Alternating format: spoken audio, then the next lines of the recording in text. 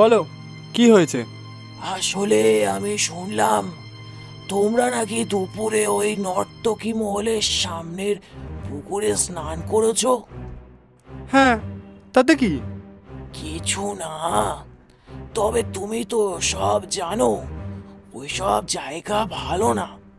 বন্ধু বান্ধব নিয়ে এসেছো, কোথায় কি বিপদ আপদ হবে তাই বলছিলাম আর কি। ঠিক আছে, তুমি চিন্তা করো না কাকু, আর এরকম হবে না। কিন্তু ঠিক তখনই উপরের তলা থেকে একটা আর্ত চিৎকার শুনে সবাই চমকে গেল।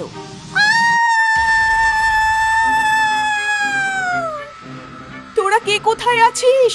শিগগিরই আয়, দেখ দেখ বিজু কেমন করছে। এক মুহূর্ত দেরি না করে সবাই দৌড়ে গেল ওদের ঘরে, আর দেখলো বিজু বাথরুমের মেঝেতে শুয়ে গ্যাংরাচ্ছে।